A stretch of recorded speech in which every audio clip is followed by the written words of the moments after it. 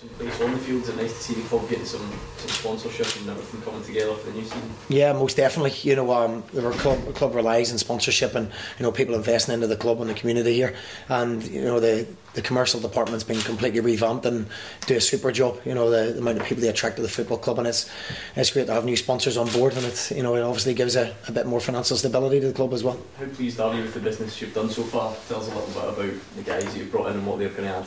Yeah, I'm very pleased. We tried to do our business as early as was physically possible. As soon as we stayed up, we had to wait until we had that confirmed. But we've got players in, and the big thing about it is we've got players that really wanted to be here. And what we've done is recruit the right characters in areas of the pitch I thought we could improve.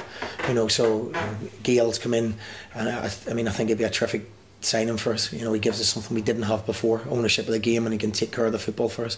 But he's a great boy as well, enthusiasm to come here. He had better offers in England, and I think it just shows his desire to play in Scotland and the platform Scottish football gives you.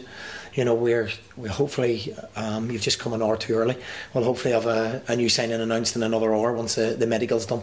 You just tell us now if you want. No, I can't. I wouldn't tempt fate. So, but that'll be another piece of business in an area of the pitch I feel is vitally important for us, and it'll be a big signing for us. How tough was it on the flip side to move guys out, the likes of James McFadden being perhaps the most prominent of them? It was tough, but it needed done in terms of the playing side of things. I'll come to James in a minute, but the playing side of things needed shakened up. The club needed freshened up. I just felt that bringing new players in and moving people on was the right thing to do at this time. We weren't second bottom of the league for long periods of the season for no reason. We struggled, so it did need revamped. I'm still actively trying to do that. There's still players that maybe will leave the club and come in. It isn't quite as easy as everybody thinks to click your fingers and people leave the club. People have got contracts, they're entitled to that, but it's up to me to wheel and deal and try and make more signings and make way for new players to come in. So I think it was vitally important. In terms of James, obviously James' playing contract come to an end, and I didn't feel like he'd contribute in that area of the pitch anymore, and obviously it was a very tough decision for me.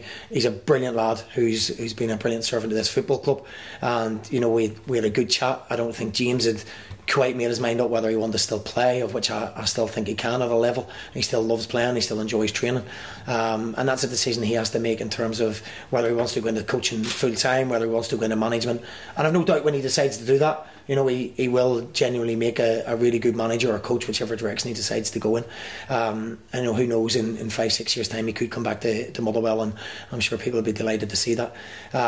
He's right at the start of his coaching career. He's right at the start of that, and I just feel he hadn't made that decision quite right, and I thought it was right for me to make a change. I've prioritised players at this moment in time. Players win games, not assistant managers, or in reality managers. In truth, players win football matches, simple as that. So it's something that I'll sit down and talk to people, and I've got certain things in mind and individuals in mind that we might be able to make good use of, and I think it'll be maybe good appointments once I sit down with people. Will that be from internally, from your coaching staff internally, or will it be outside? It could be. I haven't had the chance to speak to people yet because they've literally gone on holiday, which they're entitled to do at the end of the season. So there's players here that are still under playing contracts that I may have a discussion with, and that needs to be done out of respect to everybody else at the football club that we're still in the job. I hadn't done that yet, and I think that was the right way to do it. So I believe that that needs done, and that'll be done after we get our signings in. I don't think there's any great rush on that. We've got myself, we've got Stevie Cregan in the building. We've got Martin Foyle, who's been an absolute star, tremendous help to me, and it's there's no great rush to do that at this moment in time. What about from a numbers point of view of players bringing in? How many more do you think that you need at this stage? Well, we'll bring in another one in the next hour or so in a position that's vital to us, hopefully goalkeeping position, so it's a goalkeeper. So that'll be hopefully done in the next hour. We're waiting for the medical just to be done now. We've agreed a deal for another attacking midfielder. I'm well aware that we need defenders as well. We were very short in defenders. I think we played with Ben Hennigan as our only recognised defender towards the end of the season. So we're doing that. It's hard to get the exact players you want when they're in contract, and it's a position we know, the centre half position, and possibly fullbacks to strengthen that area of the pitch as well. We're looking to do that as well. You said, the club said they were talking to obviously Lionel, who left, Keith Lasley and Russell Griffiths, the the latter two, is talk still going on with them? Who was the latter two? Which order did you say it to? Russell Griffiths and Keith Lasley. Well, firstly, Lionel, we did make an offer to. Lionel was somebody I actually did want to keep at the football club. I think he does give you a spark. But when you're paying somebody your top wages, they have to give you that spark every week or virtually every week. You know, we can't afford to offer people the top wages and pay them the top wages if they aren't a consistent member of the squad. You know, we can't carry people like that. So we made Lionel an offer which based on incentives, really. You know, and he chose not to take that, and we wish him all the best. He's a super kid, you know, and I enjoyed working with him, but we've had to move on from that one. Disappointing that he didn't, but you know, he's got pastures new, and we wish him all the best. In terms of Russell Griffiths, we're very close to agreeing a deal with Russell to come in as well. So that'll be our two keepers sorted, hopefully in the next couple of hours. In terms of Keith's got a playing contract still, which I don't think people are quite aware of. Keith's triggered a clause in his contract last season that was given to him before I came into the football club to trigger another playing contract. So that's something I need to sit down with Keith and discuss. I've got certain ideas I want to discuss with him, but I felt it was only right that Keith went and had a holiday, a tough season as everybody else did, and give absolutely everything to the football club. So he'll be back in the middle of June, and I'll sit down and I'll speak to Keith then. Obviously the season starts early, you're doing your work early, but you know, it's less and less time off in the summer these days. Do you want to get your squad complete by the time you come back to pre-season, or by the time you play these League Cup ties? Or is I'd love to, yeah. I'd love to. As I say, I still have to move people in and out of the football club, which isn't, as I say, quite as easy as people think. You know, when people are sitting on contracts and have decent money, they actually don't want to leave. You know, and that's their right. They were given that.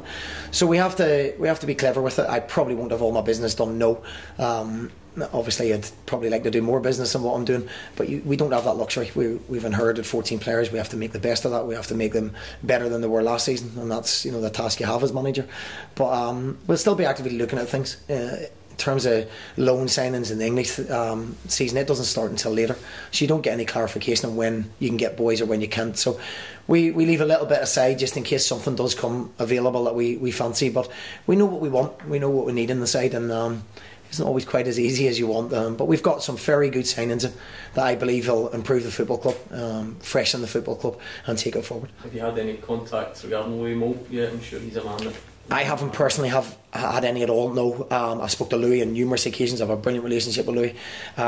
There will be interest, there's no doubt. You don't score the amount of goals he does and contribute to what he's done to Motherwell Football Club for the last 2 years without interest. So there will be, but there's been nothing firm.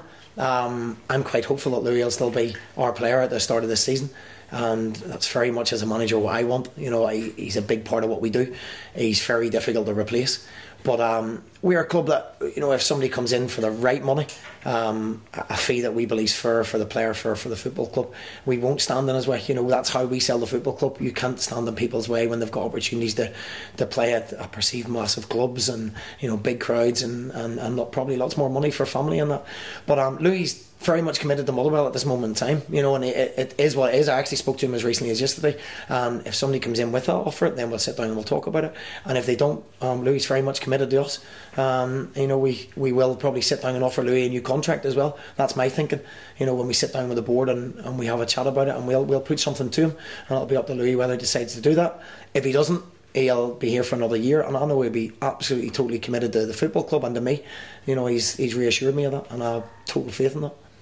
What about players who were injured at the back end of last season? How are they coming along with regards to progress for the start of the new season? Yeah, Richard Tate will be ready to go. Who was a big miss for us. You know, we had to play people out of position. I thought Chris Cadden was absolutely terrific in that area of the pitch as well, but and he gives us an option there, but he's probably better further up the field. Richard will be fit. Steve McManus is well on his way to being fit as well, so we're hopeful they'll be in a little bit earlier than the rest of the boys. We're hopeful to have a new physio in as well for the start of pre-season that we're doing our work on at this moment in time, so we'll revamp that a little bit as well. Gives another, I think you've got to do something different every year. You know, you've got to revamp things and, you know, spark everybody into life again. So that's what we'll do. Who was my other injuries? There was plenty of them. Jacob Blythe. Jacob hopefully will be ready to start the season. Hopefully. You know, it's been a little bit of a long drawn out thing. Not a serious injury, but one that's just taken a wee bit longer to get right. So we're well on the way to having everybody available. Has there been any contact regarding Ben Hennigan? Are they leaving the club, or do you expect Ben to stay? I've had no contact regarding Ben, no. Again, similar to Louis, he's done brilliant for us. You know, he's where we brought him from. He's come into a level that he'd not played to before, and he's excelled. He was excellent for me in the games I was at the football club. So again, I see Ben as a big part of what we're doing going forward. If the right offer comes in for every player, that's not just Ben Hennigan, Louis Mould, then as a football club, financially we have to look at that. You know, we don't want to as a manager. I hate to say that. I don't want to do that. And the boys are fully committed to being here. They like playing for the football club. They enjoy playing for myself and the staff. So we don't have a problem with any of those boys. They'll be fully committed to Motherwell. How much tougher will it be next season with Hibs coming up now? Yeah, it will be. Of course, it will be. I think we'll improve our squad with the boys we've brought in. You know, Craig Tanner, with Gail, with Alex Fisher. You know, with the three signings we may have in the next couple of days, I think we'll be stronger as well, and we have to be, because we were down there for a reason. But it will be tougher. Yeah, Hibs will come up. They'll spend big. You know, and the teams, you know, Rangers will get better. They'll progress. Aberdeen will get better, and you know, Celtic will just keep doing what they do. You know, and keep improving and probably spend again. So yeah, it'll be a tough division. St Johnstone are always up there. Ross County have got a good amount of money that they'll go and throw at it as well. So I was with Jim McIntyre for the 3-day holiday that I had. So we were teasing each other about which players we were going for. So the reality is we're all going for similar players, and you know, we're all spending similar money down that end of the table. So it'll be a fight to see who gets them. But we're doing okay at the moment. What date does your pre-season training start? Boys will be back on the 21st of June. And then we'll go to the Carlton House in Dublin, where you know, Northern Ireland done all their European Championship preparation. So it's a top class venue. The hotel have been fantastic to us in the past as an international setup, and the boys will enjoy that. And I think what it'll do is it'll bring the new players together with the boys that have been here, because we've got some very good older pros that'll take them on board and give them the identity of Motherwell Football Club as well. I think that's still very important. Is there a way you can give us an answer without naming or anything? Your goalkeeper, give us a thoughts on the quality of the guy that you're signing later. You can top quality. Use it later. Top quality. And if not, we'll just bin it.